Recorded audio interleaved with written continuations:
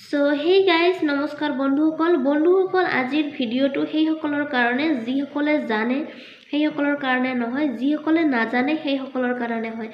বন্ধুসকল আজিৰ ভিডিঅ'টো সমূহ অসমবাসী ৰাইজলৈ মোৰ ফালৰ পৰা এটা জৰুৰী ঘোষণা বা এটা জৰুৰী জাননী বুলি ধৰি লওক।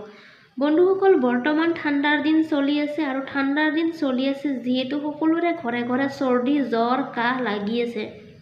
সেয়ে বন্ধুসকল বাহিৰলৈ নাযাব আৰু বাহিৰলৈ গ'লেও মুখত বা নাকত সদায় মাস্ক পৰিধান কৰিব, সদায় নাকত মাস্ক পৰিধান কৰিব। কাৰণ বন্ধুসকল এইটো সময়ত বতাহত বহুতো ভাইৰাছ, বহুতো বীজাণু, বহুতো কীটাণু বতাহত ঘূৰি ফুৰি আছে। যদি আপোনাৰ চৰ্দি লাগি আছে আৰু এইটো সময়ত বা এইটো অৱস্থাত যদি আপুনি বাহিৰলৈ গ'লে কি হ'ব, আপোনাৰ চৰ্দিটো আৰু বেছি ভাল হোৱাত বেছিকৈ সময় লাগি যাব। পিছত কষ্ট আপুনি নিজেই পাব আৰু লগতে আপোনাৰ পৰিয়ালটোৱেও কষ্ট পাব।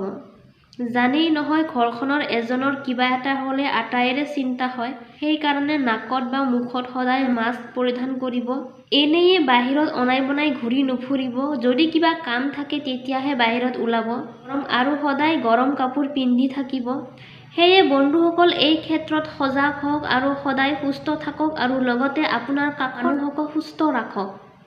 এই ঠাণ্ডাত চৰ্দি কাহ জ্বৰ আদিৰ পৰা বাচিবৰ কাৰণে সদায় গৰম পানী খাওক আৰু ৰাতিপুৱা খালী পেটত আপোনালোকে চাহ খাওক। আদা, গোলমৰিচ আৰু তুলসী পাত এই তিনিটাৰে চাহ বনাই খাওক। যদি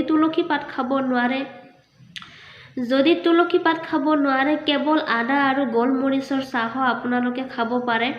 গোলমৰিচ বুলি ক'লে যিটো সৰু সৰু গোল গোল হয় সেইটো আপোনালোকে নিশ্চয় চিনি পায়, তথাপিও মই আপোনালোকক ক'লোঁ। বন্ধুসকল এই তিনিটা বস্তুৰ বাহিৰে আপোনালোকে চাহত লংটো দিব পাৰে। অলপমান লংটো যদি আপোনালোকে শিলপতাত আপোনালোকে যদি থেতেলিয়াই লয় তেতিয়াহ'লে আপোনালোকে চাহত ইয়াকো যোগ কৰি দিলে আৰু চাহৰ টেষ্ট বা চাহৰ যিটো শক্তি সেইটো আৰু দুগুণা হৈ বাঢ়িব।